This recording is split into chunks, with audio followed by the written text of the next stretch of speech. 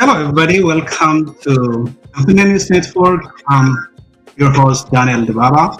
Today, we are honored to have the Denebo Wario, a prominent voice within the Oromo community, join us to discuss why Ethiopia stands at a crossroads with disintegration looming as a shadow.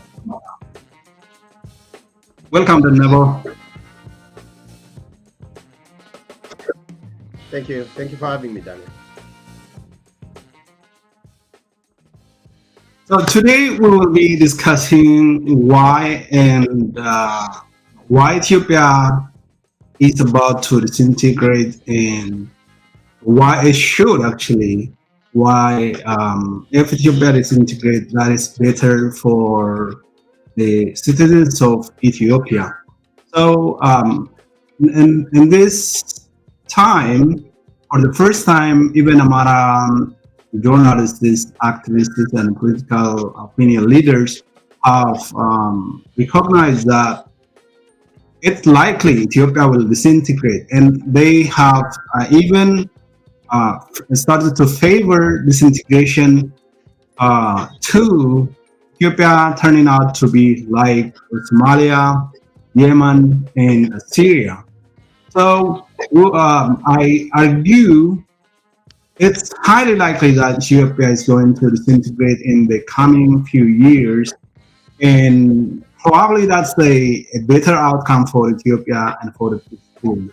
For the Nebo, as an Oromo activist and Oromo advocate, what do you see is going on right now, and where does Ethiopia stand in terms of stability, and what is the historical context that is likely to push Ethiopia in the direction of disintegration?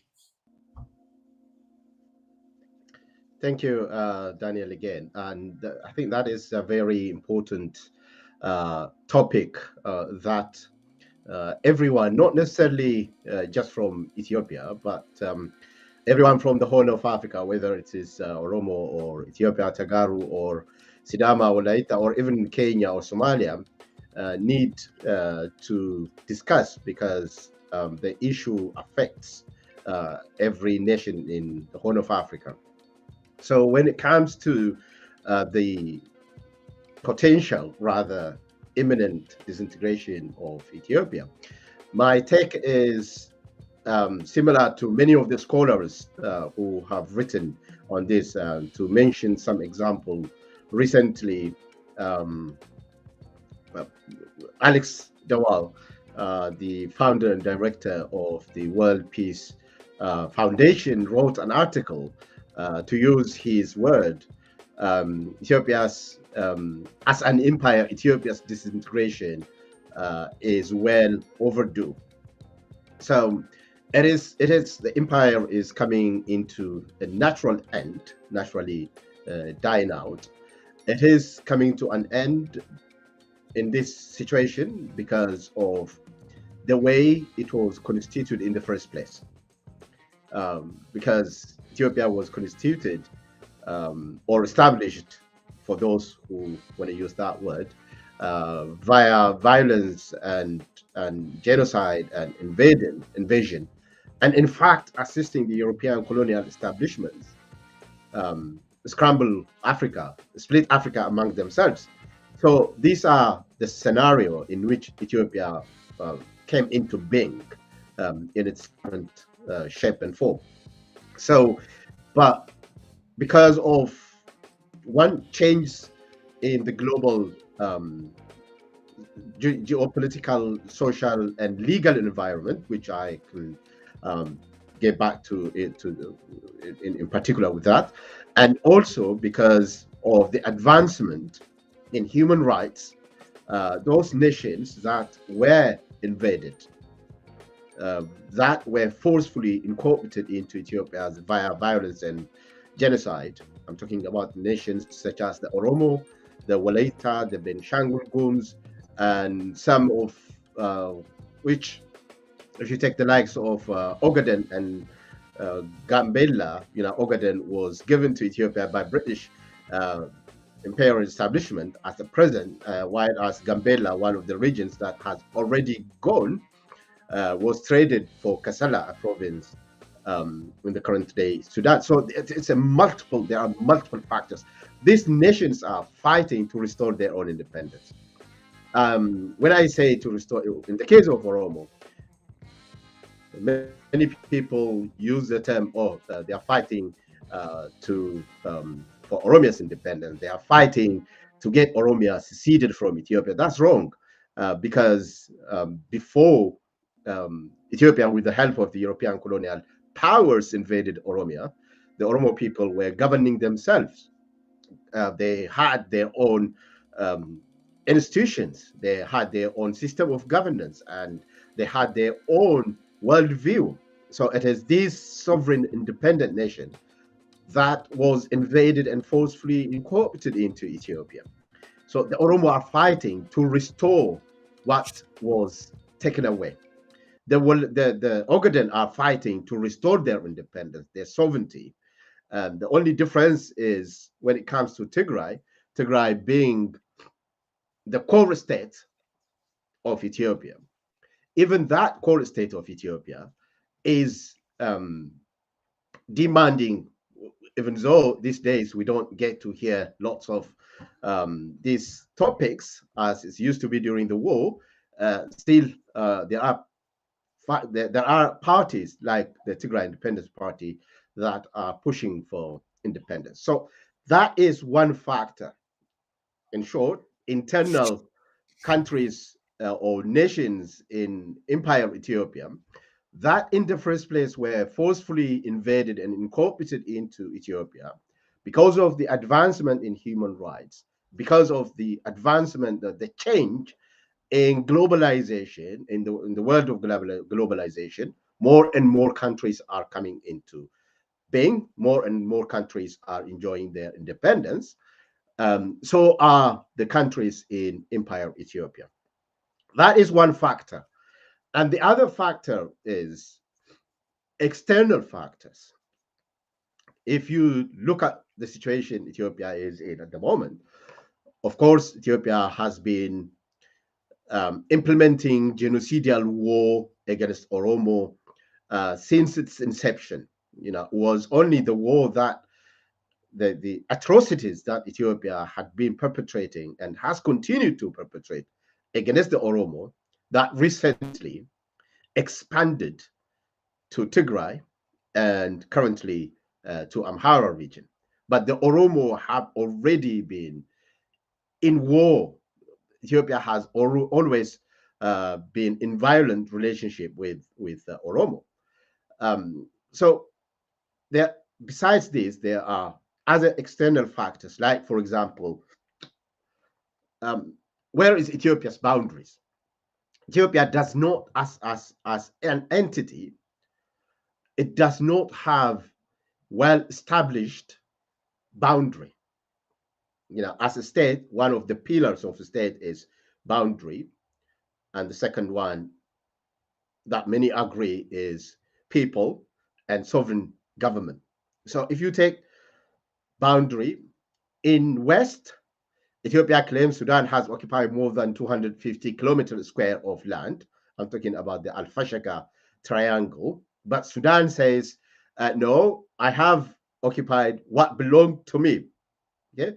South Sudan has occupied, even going beyond what Ethiopia calls its border, more than 100 kilometers into the territory of Ethiopia. And they have even gone to the extent of changing the administrative structure of towns and cities, including changing names.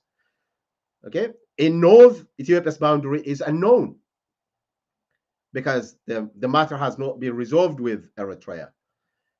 In east, the Somali militants are operating within what they call Ethiopia's territory, about 80 kilometers. So it is not externally, it is not um, stable.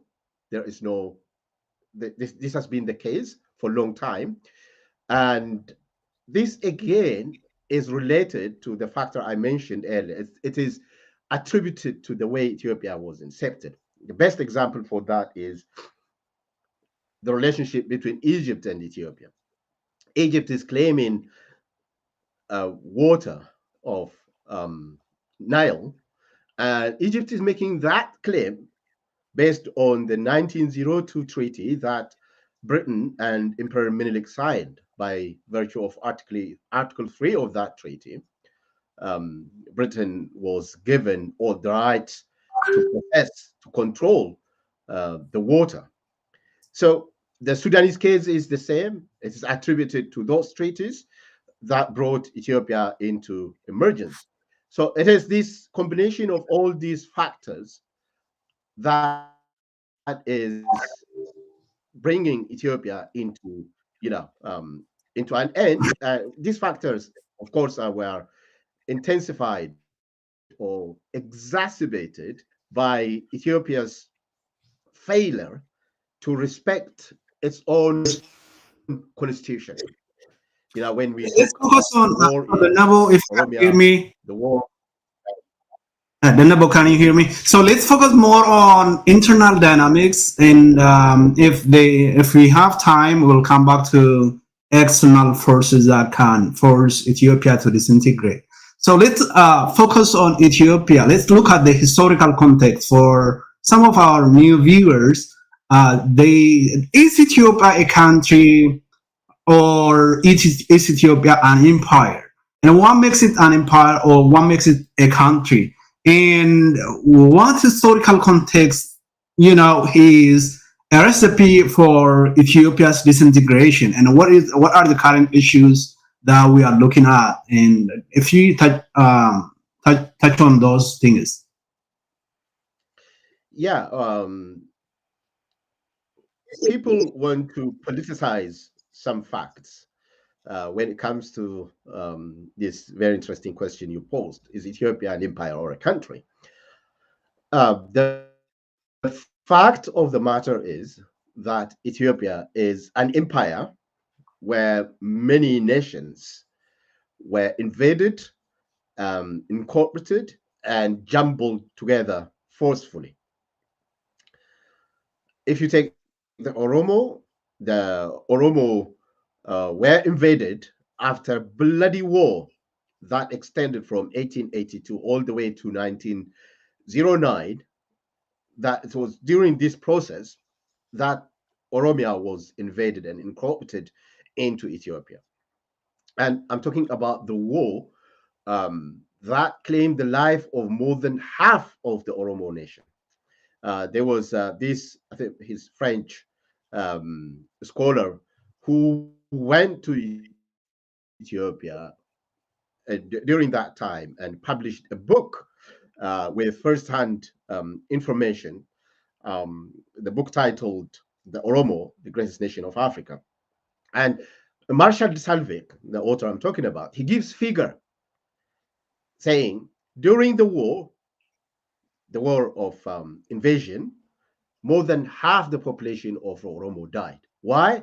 Because the Oromo people were fighting to maintain their independence, but thanks to the European firearms, thanks to the superiority of Europeans' ammunitions, the Oromo were forcefully invaded and incorporated into Ethiopia.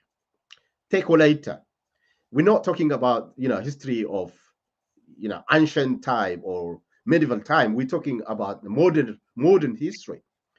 The Walaita people was only in 1894 that were forcefully, after bloody war, forcefully incorporated into Empire Ethiopia. And all the nations, some of them were given to Ethiopia as part of the process of the scramble for Africa. Uh, Best example for that is the Afar nation. The Afar nation was split into three. Part of the Afar nation was taken by France, the current day Djibouti. Part was given to Italy by the treaty Imperial Menelik signed with the Italian authorities. The first one being the Wuchale Treaty, and ironically, even after Italy was defeated, they signed another treaty to for Italy to continue to occupy that land. So Afar was given to Italy. Part of Afar was given to Italy, which is the Red Sea area of the current day Eritrea. And the other part of the Afar nation was given to um, Ethiopia, the Afar region. Why were the Oromo split into two? As you know, the northern Kenya, um, inhabited by the Oromo nation, and that was because Menelik negotiated, um, struck a deal with Britain colonial establishment, and some part of the Oromo was given to Britain. So this was the context in which Ethiopia came into being. Which nation gave consent? Okay, some people say, "Oh, that was the order of the day. That was how all empires were established." That's right. That's how all empires were established. But we are living in an era where empires that were established through that way either disappeared or recognized the rights of the nations they invaded. That is why, before the Second World War, the number of independent countries in the world was less than 50. And today there are more than 195, almost pushing 200 states. This is because the right to independence, the right of people to self-determine, is the what constitutes the international collaboration among states, or in other words, it's what is serving as a founding pillar of the Charter of the United Nations. The other parts of the world have moved on. Ethiopia has remained, intact through violence and through genocide and by stifling the people that are demanding their freedom, even by violating Ethiopia's constitution itself. So this is a scenario, and at the moment, I like I said earlier, Ethiopia is coming to an end, um, because nations are claiming their natural rights. And let me add to that, Daniel, one point. Some people say, "Oh, Ethiopia is, you know, becoming like Syria or Libya." Um, I disagree with that assertion because Syria, in the first place, is one country. It's not just one country. It is a country of almost unified culture, predominantly one religion.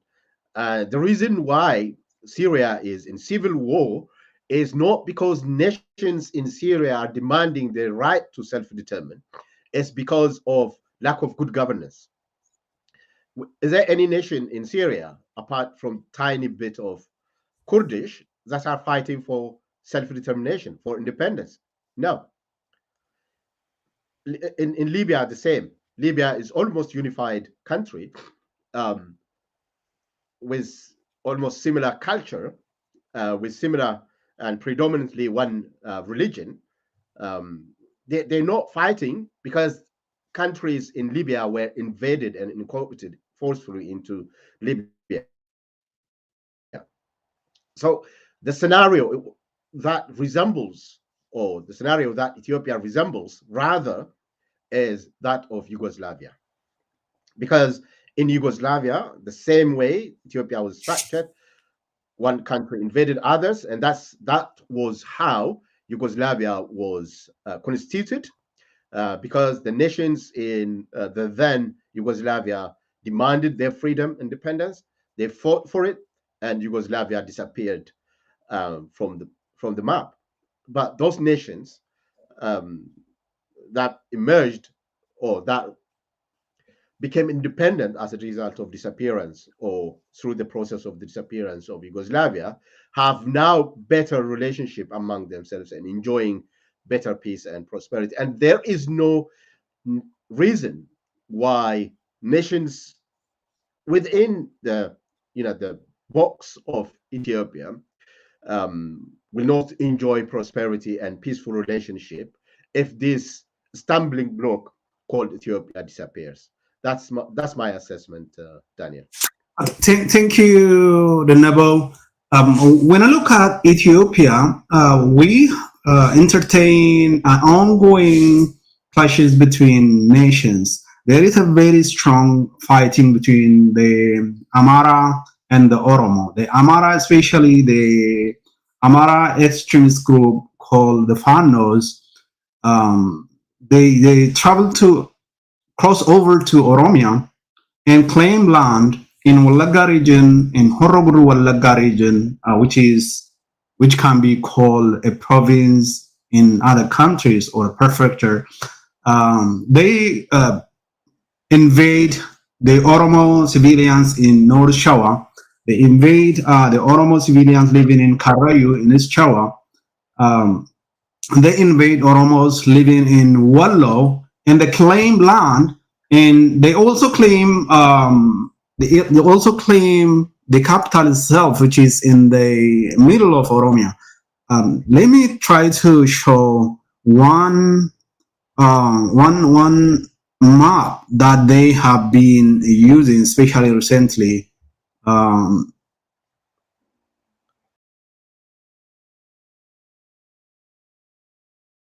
if you look at this map, this is the one on the left is the one that Amhara nationalists is currently using, such as the Iskender Naga, who recently established Amhara Popular Front or Amhara People's Front.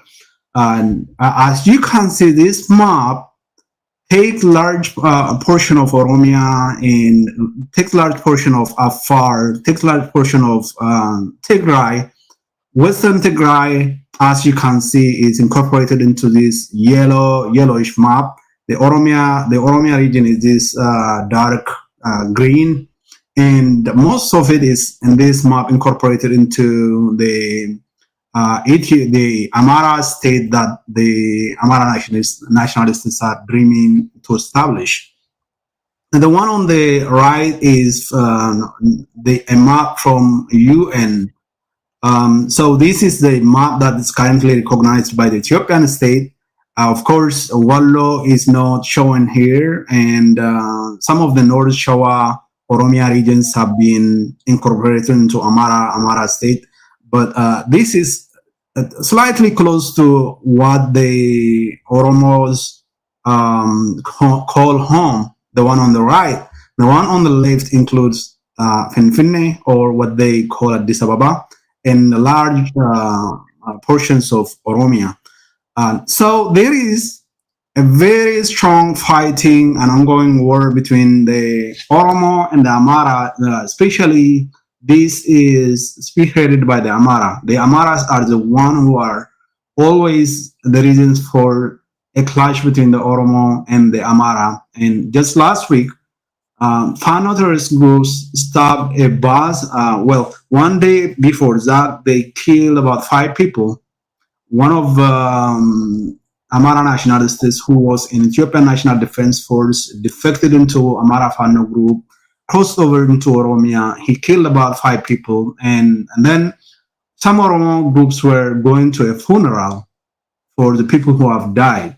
And on the next day, the Fano terrorist groups operating in Eswalaga zone of West Oromia stopped the bus and took out about 31 people and slaughtered them, and some of them killing with bullets, some of them with machete, slitting throats and the likes.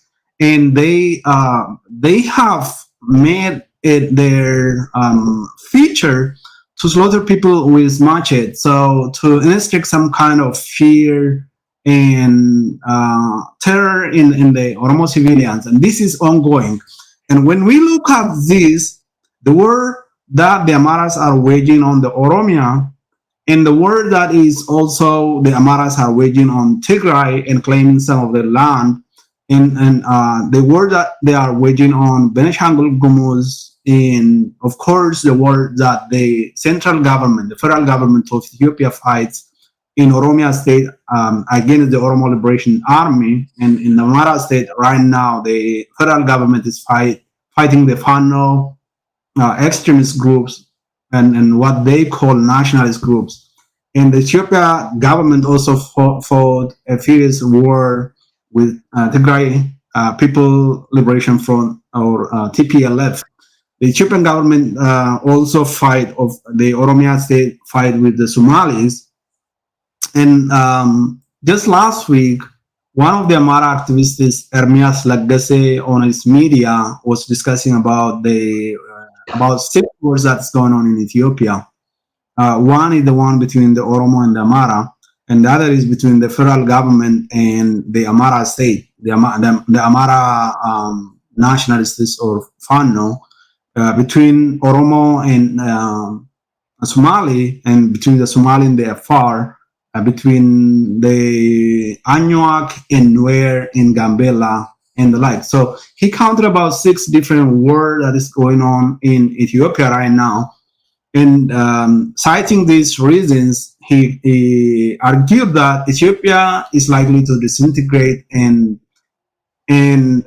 he favored the disintegration of Ethiopia like Yugoslavia, in relative to other countries who are facing similar issues like Somalia, Yemen, and Syria. So, why is Ethiopia entertaining this ongoing war between nations? Where else is this kind of war happening? Like when one nation is fighting against the other. Why is Ethiopia entertaining this? And what would this tell about the future of Ethiopia, in your opinion, Denebo? Thank you. Before that, let me say a few words about the so-called Amhara um, nation or group. I'm inclined to agree with those scholars who assert there is no ethnic group called Amhara, or there is no ethnicity called Amhara. I tend to agree with Professor Masfin Damariam, and also even Andregacho Sige. He wrote a book, didn't he? He's now one of the catalysts um, in this war when he sold himself to Abiy Ahmed and rented himself to Isaias Afwerki. He wrote a book titled Tulid Nyamnagar, Tulid Aidenagar. And in that book, he mentions and he elaborates the fact that Amhara is not ethnicity, it is rather a cult or group of people who claim they are superior, who claim they are creators of Ethiopia. These could be the command who were subjected to ethnicity for a long time, or it could be Aga, even it could be Oromo. Some of the names they mention is, when you look at them, they say we are the children of Balai Zaleka, so we have to restore the glory of Balai Zaleka. Balai Zaleka was not an Amhara; he was an Oromo, an Amharic speaking Oromo. So it is only recently that they started to kind of advance a narrative called, oh no, we are Amhara, we have to fight for Amhara. No, what they are actually at the core, at the center of their movement is the need or the dedication to stifle the national movements for independence of other nations. And these people, their operating manual is one of fascism. I'm not making this up. The leader, David Wolde-Georgis, who is in diaspora, he stated, "We Amhara are superiors. We were created to rule over, and we are the ones that created Ethiopia. Therefore, Amhara means Ethiopia, and Ethiopia means Amhara." And they listen to the speeches the scholars make. Um, Taddese, Yilma Taddese, the current Ethiopia's ambassador to the United States, to the African Union, he said clearly, "We Amhara are superiors." And he hasn't withdrawn that statement. Others are ugly, we are beautiful, we are smarter, we are this, we are that. And he even went on to the extent of claiming Amhara are not even Africans. So I'm not surprised they're making these claims. Um, um, I don't know if you've heard, they also are claiming Jerusalem, Israel, because they say, according to the Ethiopian constitution, the first ever written constitution of Ethiopia, 1931, and later revised 1955, they say we are descendants of King Solomon of Israel. Therefore, they clearly state their intention to one day go over and claim Jerusalem. They, it's you might laugh. They even claim Silver Springs in the United States of America, because there are many Amharic-speaking people who live there. And they also claim a city in the UK, a city called Bath, because that was a place where Haile Selassie stayed when he fled the country, because Italy occupied Ethiopia and sought asylum in the UK. So they say Bath is our city. But it's not what they claim. It is the reality on the ground. The current constitution, the regional states, were not delineated based on the historical and demographic occupation of people. If that was done in 1991, all these problems wouldn't happen, because, like, for example, the entire region of northern Oromia is included in the administrative structure, administrative state of Amhara. But the land speaks for itself. Marsa, typical Oromo names, Urgesa, Warraqalu, Warrahimanu. Okay? The people speak Amharic because they were subjected to ethnocide for centuries. They were forced to speak Amharic, but they know Amhara. And in fact, there is no such nation as called ethnicity called Amhara. When it comes to that argument, I choose to defer. At some point, I was. I absolutely agree, because what matters is these people are saying today we are Amhara, and we have to respect that. We have to respect that. All I'm trying to say is they are using that as a camouflage, to advance their fascistic agenda. That is why they're saying we are the ones who are supposed to have all this land. Gojam is an Oromo land.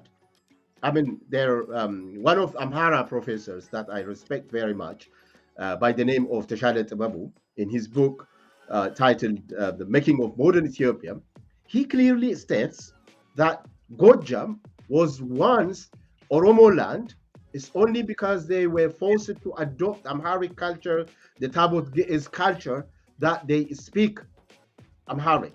And he even goes on to argue at the Battle of Mbabo, when Tekle Manut fought against the Oromo of Mbabo area. He states it was only Amharic speaking Oromo that fought Oromo speaking Oromo. Gojam, the entire Gojam, according to him, is Oromo. So all I'm saying is, if in 1990s, when this federal structure was established, they should have considered that the demographic settlement of people.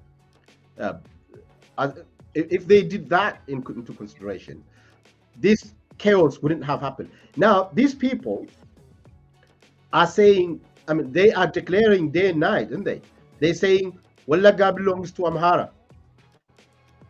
Mhm. If Gojam was not initially handled that way, they wouldn't have gone to the extent of saying Wallaga belongs to Amhara. These are the people who say, on one hand, we're not Africans. We are descendants of King Solomon of Israel. But on the other hand, they are saying we are the ones who should rule this area. The Oromo are newcomers. That's what they're saying. So that is what. Thank you, Denebo. Let me first speak to our viewers, our audience. I just want you to engage with the conversation. Leave your comment. What do you think?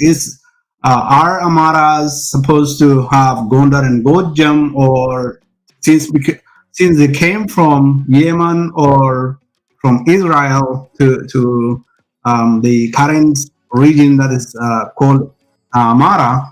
Should they be denied in even a state, or should we leave Gojam and Gondar to them and tell them that they should stop claiming land from other regions? And of course, if they want to become independent, if they want to create their own country, they should go with Gondar and Gojam, and then um, the rights of the command and no people come into play as well.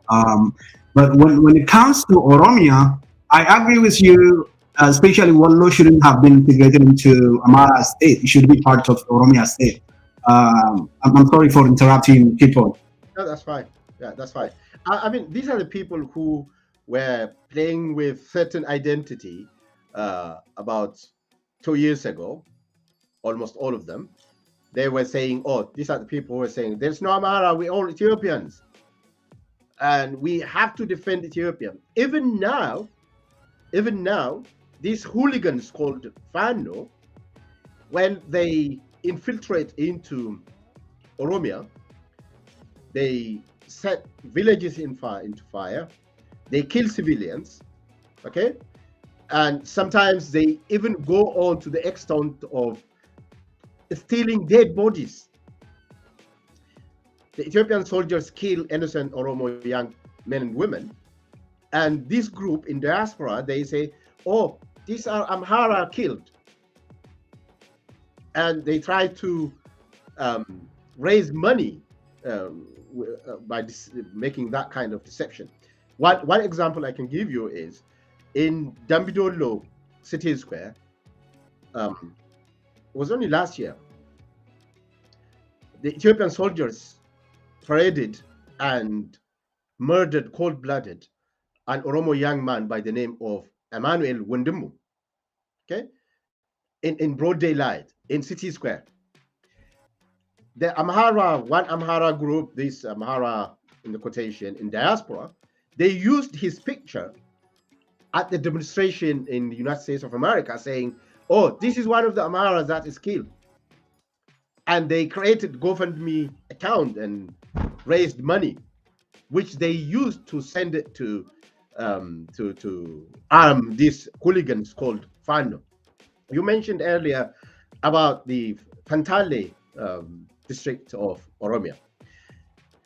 Look, even the land that they're coming from, whether we're talking about the Bulga, whether we're talking about Malkajilo is, they say, it's one of the districts in Amhara region. Okay, Malkajilo is an Oromo land. It's the main land of the Oromo Karayu tribe that they used for grazing. But because they were backed by the government, they were armed by the government, they've got the power, they fought, they pushed the Karayu Oromo from their land, okay? And then they made Amhara part. And every year, let me tell you, Daniel, every year I've lived there. I've seen it for myself. Okay, whenever fighting breaks out between the Oromo Karayu tribes and the neighboring Amhara, the Amharas are backed by the government army, and they fight and they displace the Oromo and they occupy their land, and that land becomes part of Amhara region. They call it Aura Godana. Aura Godana is the center, by the way, the center of the Karayu.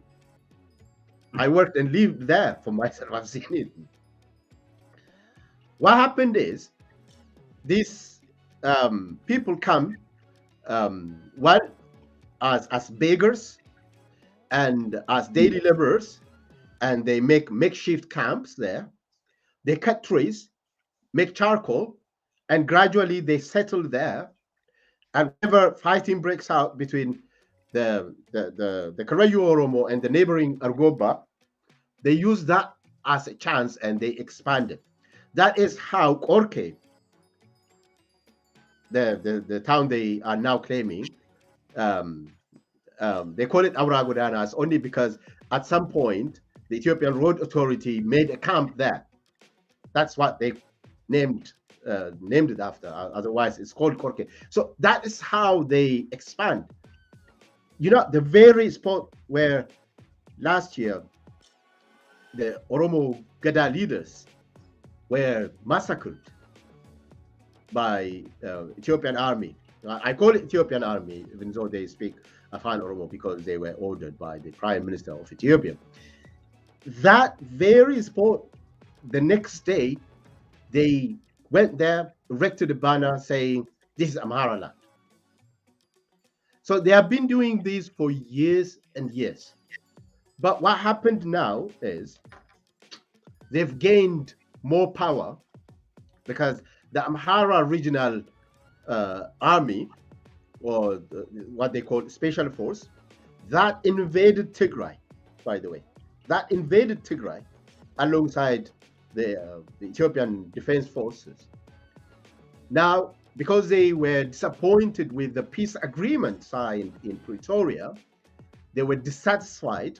They felt Abiy Ahmed stabbed them in the back, the same way Eritreans are feeling, disappointed, and started to fight up the government of Abiy Ahmed. They are using the same weapons Abiy Ahmed gave them to fight Tigray.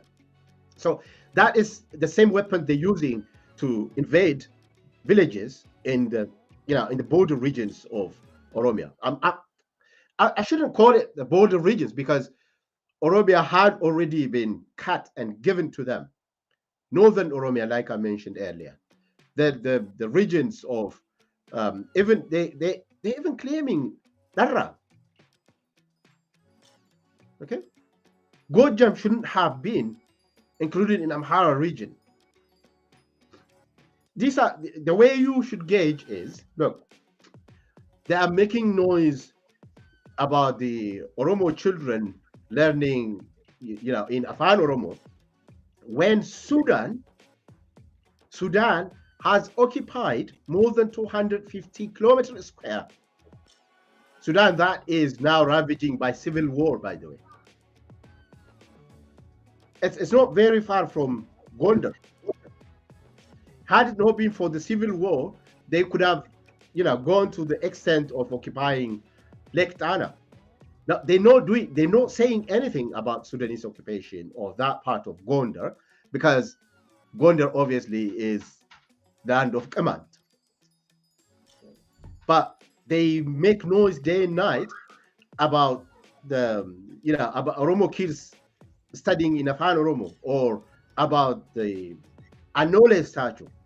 So if you see them from what they tell us, that what their objective is, why are they fighting with the defense force? Their clear objective is they want to make Ethiopia Amhara again. That's what they tell us. With that happen, I really doubt very much. I doubt very much. Because today, the Oromo are more unified than ever before. And the neighboring other nations as well, the Benishangul Gums nation, the Gambela nation, they are all unified and fighting for their own independence. And I can understand their frustration when Ethiopia vanishes.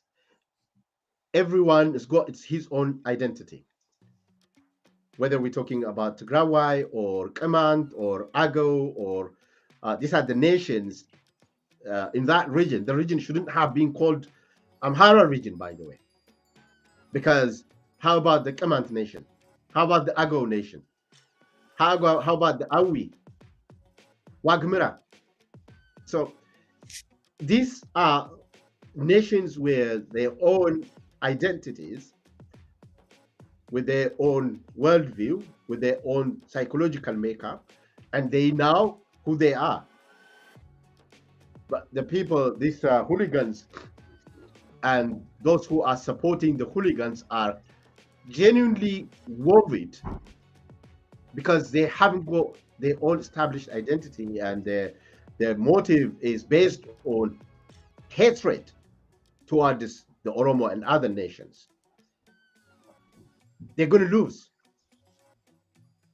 They are going to lose because they are, jumping against the brick wall. And these are the groups that are at international level that are labeled terrorists. These are groups that have conducted heinous crime against the people of Tigray, and that have continued to conduct violence in Oromia, in various parts of Oromia.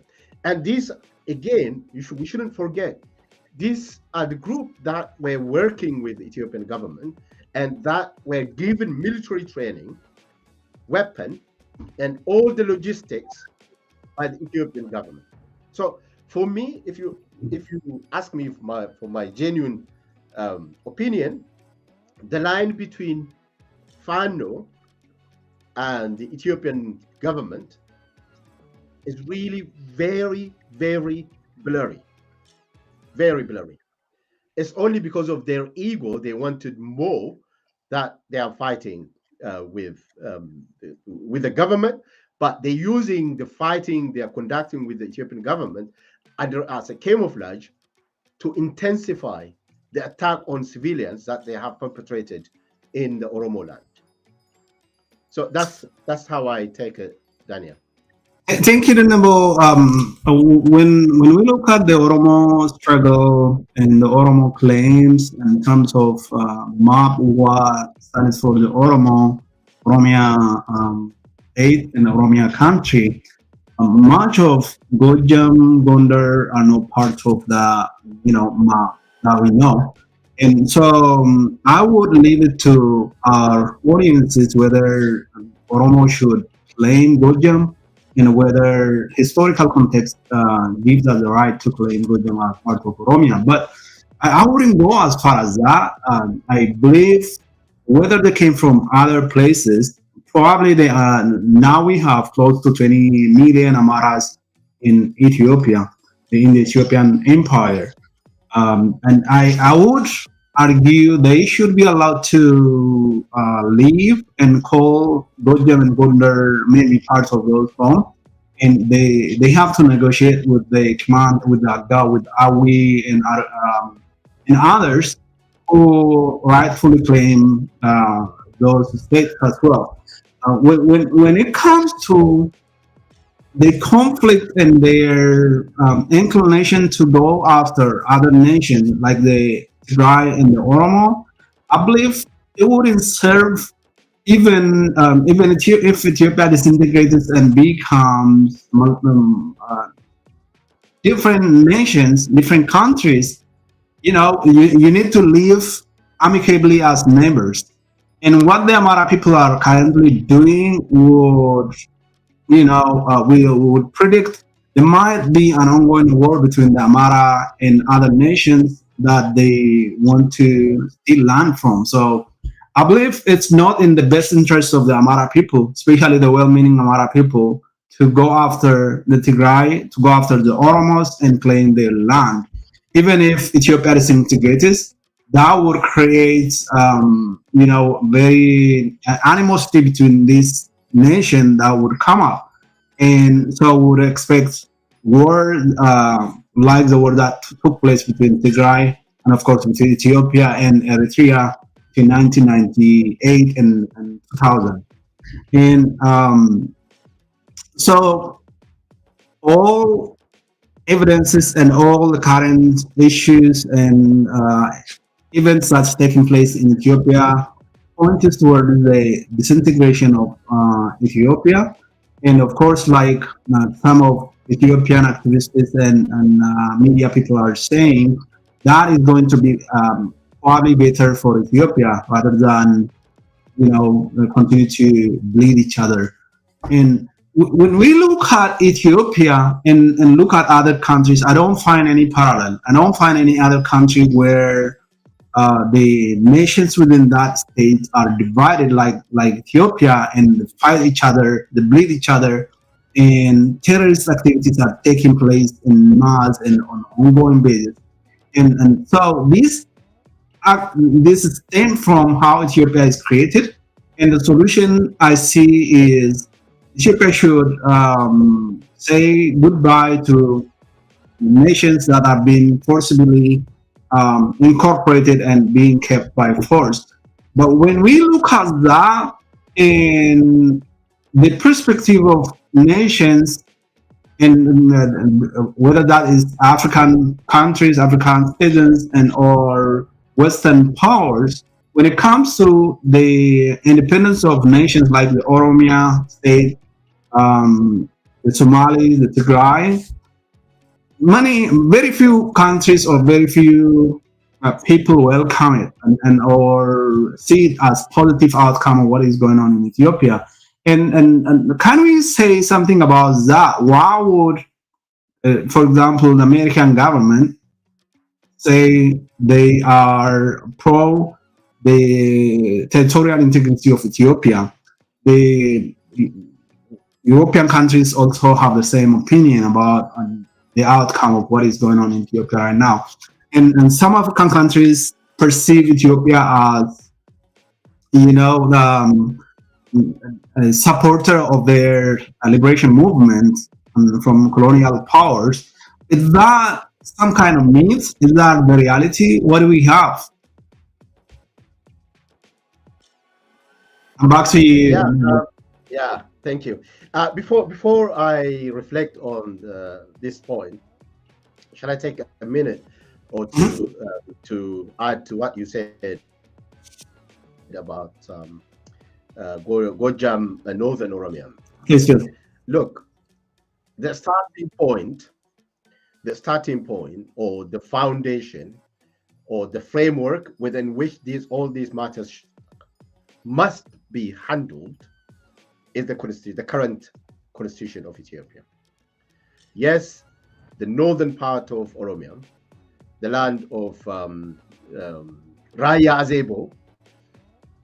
I'm talking about Dase, Kombolcha, Marsa, Urgesa, Warahimanu, and all those land that were given to Amhara administrative structure, or whether we're talking about Gojam, our starting point is the constitution. So if tomorrow Opidio or the team of say hypothetically, you can't rule that out. You can't say they won't do it. If Ethiopia is disintegrating, the PP will will rush to declare Oromia's independence because they want to rule. They want to have a country which they rule. And if Ethiopia is vanishing, then they're going to have a country. That country would be Oromia. Okay. So if hypothetically the Oromian regional government, the Chafe Oromia, unilaterally declares Oromia's independence, the starting point should be the constitution. It is the territory that are recognized in this constitution as part of Oromia that will become the member of the global community of state, or part of Oromia. The rest, um, could be, like I said, Northern Oromia, Wallo, or Gorjam. It should be up to those people to decide for themselves whether they want to be included in Amhara region or want to join the Oromo. So again, the second point I wanted to raise in relation to this is some people say, oh no, Oromia cannot become independent because Oromia is surrounded by different nations. Can you give me a single country in the whole world that is not surrounded by states, by other people? No. Even today, there are fightings and violence. The moment Oromia becomes independent, the relationship between Oromia and Afar, the relationship between Oromia and Amhara, the relationship between Oromia and Ethiopia, Oromia and Sidama, would be governed by international law, by international tools, norms. So if there would be a problem, then that would be taken to the international court and decision would be made. So that would even be a lot better than the current situation. But at the moment, the Oromo communities that are facing atrocities from Fano, they cannot go and seek protection from the International Court of Justice because that right is taken by Ethiopia. So that's what needs to be understood. And with regard to the question that you raised, US wouldn't allow, US would like to see territorial integrity of Ethiopia, the West, and this and that. Yes, that's right. They have to respect territorial integrity of Ethiopia. They also have to respect the rights of people for self-determination. They were saying the same thing, by the way. I mean, Yugoslavia disappeared in 1992. Okay, up until the time Yugoslavia disappeared, US and the United Nations and the Western countries in 1991, or in the end of 1991, they were saying the same thing. Oh, we stand for territorial integrity of Yugoslavia. But that hasn't stopped those nations from restoring their independence. So the right to independence of nations is not given by the United States of America or by Canada, Britain, or the Western world. Remember the example I gave you earlier. By the end of the Second World War, okay, say by 1950, the total number of countries, independent countries, was less than 60. Less than 60. Today, we have more than 195. I mean, it's tripled, okay? These countries regained their independence not because the United States allowed them or prohibited them, or the international community allowed them or prohibited them. It's because they are entitled to that right, and that right is backed by international law. What international law are we talking about? Let's talk about Oromia. There are 3 major legal frameworks that support Oromia's independence as a basic human rights. The first one being Ethiopia's constitution. I mean, it's a ruling, it's a founding block, because from international law point of view, there is no such law that says this nation should be independent and that nation should not be independent. Any country can, any nation, any group can declare independence unilaterally. Some countries recognize that independence, some countries don't recognize that independence. But, listen, but if the constitution of the main state, if the constitution of the host state, in our case, if the constitution of Ethiopia provides for independence as a right, I'm referring to Article 39, and a nation declares independence based on that, recognition, given referendum is conducted, of course, given referendum is conducted, then recognition will be automatic. That is one law, one framework. And the other is international. What does international law says about Oromia's independence? The founding block of the international law is the UN Charter. Even the preamble of the UN Charter, the preamble of the Universal Declaration of Human Rights, and articles in the UN Charter, and also later on, the UN Charter was modified and re-modified at different times. There were two landmarks. The first one is Declaration on the Granting of Independence to Colonial Countries and Peoples. This is Declaration December 14, 1960. I'm talking about the Declaration of the UN General Assembly. And the United Nations Declaration on the Principles of International Law concerning friendly relationship and cooperation among the states. Those two declarations, 1960 and 1970, are the ones that have elaborated, clarified the UN Charter, and as a result of those declarations and subsequent rulings by the International Court of Justice,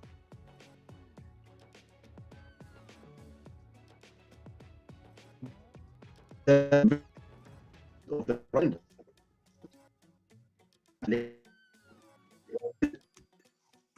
I think the Denebo's audio is disconnected. The Denebo Wario with us.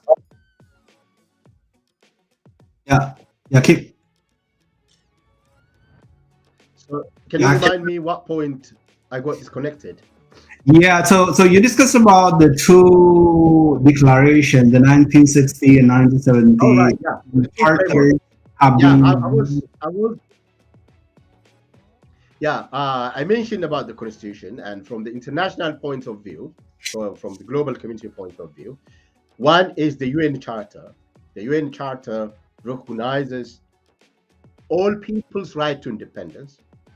But when the UN Charter was drafted, the so-called people were not identified clearly. Was it talking about those people that were occupied by the Europeans, or are we talking about people that were occupied by other people, and blah, blah, blah.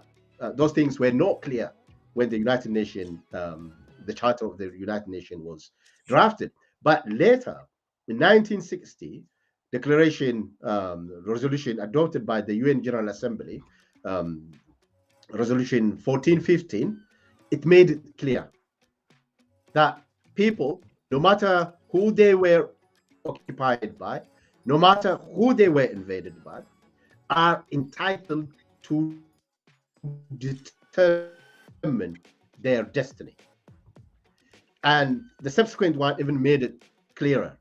I think it was the International Court of Justice advisory opinion that suggested South Africa should withdraw from Namibia, that made a landmark and made the concept of the right to independence to be considered as right erga omnes. So even above all this, there are other facilitating factors. Okay, these are the rights that apply to every nation. Okay, it's based on these provisions that Scotland is demanding independence. There is no human right violations issues in Scotland. Okay, but still they are pushing for independence. When it comes to Oromia, because Ethiopia has been conducting genocide and violence against the Oromo, and because Ethiopia has now declared and been implementing genocide, declared, by declared, I'm talking about the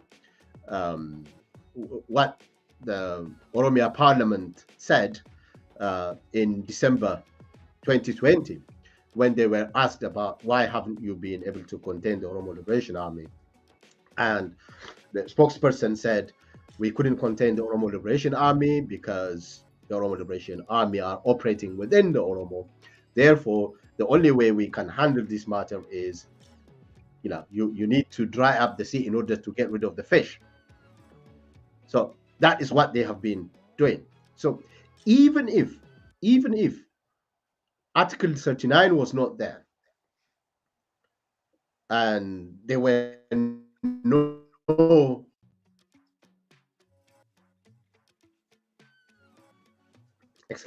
there were no other provisions, the fact that Ethiopia is conducting genocide against the Oromo necessitates Oromo's independence. So if Oromia unilaterally declares independence, regardless of the constitution, this is considered as remedial independence, because Ethiopia is conducting genocide against the Oromo, and independence should be taken as a remedy. So it's a multiple layer. Thank you, Denebo. You have gone at length explaining why we don't have to worry about whether the US or European countries should allow or support the independence of Oromia and other countries that are struggling, fighting for their independence. And you cited that after the Second World War, there were about 60 countries, and now we have about 195 countries. So the countries after the Second World War almost tripled in number. And also you cited about Yugoslavia, when Yugoslavia was in turmoil around 1990s. The US and other first powers, first countries have not supported independence of the constituent countries. But the countries, it has happened. Yugoslavia has disintegrated, and we have countries like Kosovo and others coming into being. And so it doesn't matter whether the other big nations in this world would support your independence or not. Like, it depends on whether you will do it, right? And then you stated about the 3 legal frameworks, 2 UN and 1 Ethiopian. When we look at the Ethiopian part, I usually have reservation to call it really, it should be a basis for our struggle, and it should also, and I don't believe it guarantees our independence, because the way it makes the situation like almost impossible, because when it comes to Oromia, the council or parliament, the regional parliament that's in power currently, is the product of an oppressive Ethiopian regime, and they don't represent the Oromo people. They didn't come to election. They have been appointed, or they are party members of the former EPRDF and current Prosperity Party, and they don't stand, they don't speak on behalf of the Oromo people. And I don't have any trust in them coming out sometime asking for the independence of Oromia. According to that rule, according to that constitution, especially Article 39, sub-article 5 says the 2/3 of or the majority of the members of the council of that state should request for the independence of the nation. That means in our case, at this moment, who is in the council of regional government is the Opidio, or what they call Oromia Prosperity Party now. And I don't expect them to go out and demand independence for Oromia.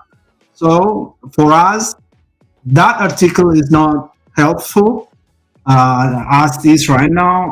I believe it has to be amended so that it should be the voice of the population. It shouldn't be the voice of the Council of the regional government that should be requesting the independence. It should be the people.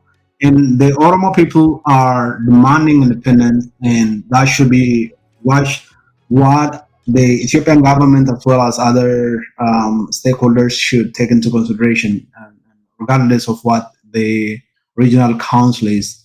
Or and in order to resolve the Oromo issue, the Oromia regional state should be rebuilt, should be reformed, and it should integrate the Oromo Liberation Front, the Oromo Liberation Army at least, and then we can say our voice can be, heard. Our voice will reflect the feeling and the demands of the Oromo people when that happens. Otherwise, as is right now, Article 39 does not guarantee the Oromo's right to independence because the way is By the way, Ethiopia is not respecting its constitution anyway. That has gone through the window. By the way, I've only mentioned it.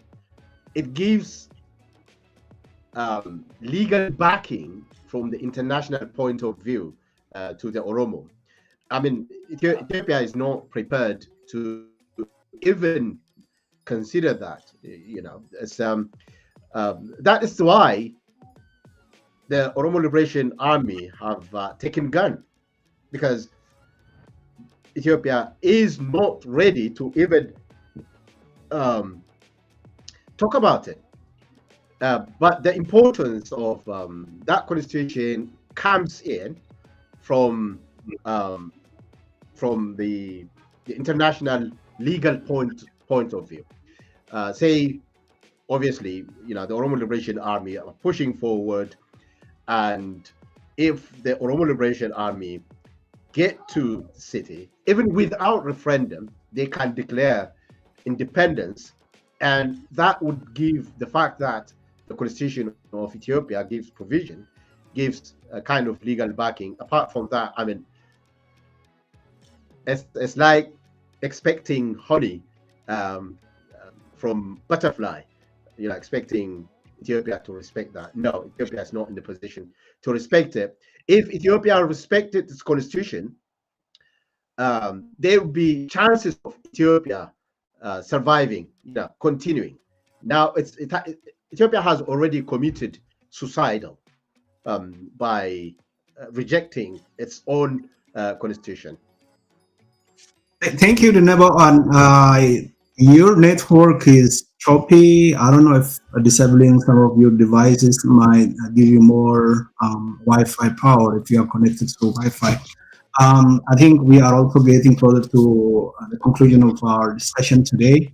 One of our audiences asked once a state is established through like an imperial system, would it stay imperial, or would would it transform itself into a country? So, what do you say about that? Is Ethiopia is still an empire or it's a country? I think you discussed about that at the beginning, but some of Uh, you just joined.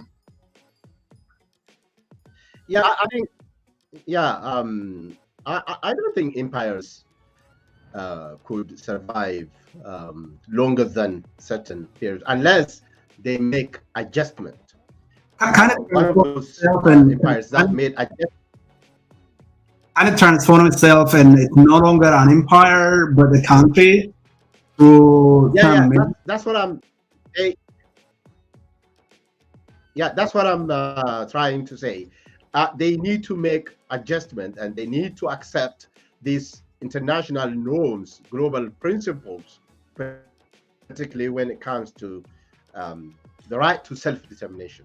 I think one best example we can mention is the United Kingdom um, um, Yeah, just an island. Okay. about that. Like Um, we have about four when countries in first the of United all, Kingdom, right?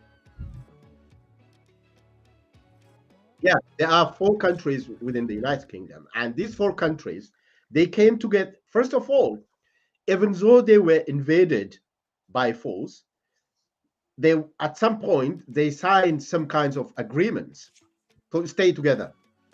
Okay, they call it in the United Kingdom, they call it the Act of the Union, and that is one. And second, they do respect their rights. First of all, there are no human right violations that necessitates independence. But again, independence itself is taken as human rights, even if when there are no violations, when there are no killings, when there are no political repression. The best example for that is Europe. In Europe, there are many, more than 25 similar movements, similar to that of Scotland. The Scottish people, they are not suffering persecution from the Westminster or from the government of Britain.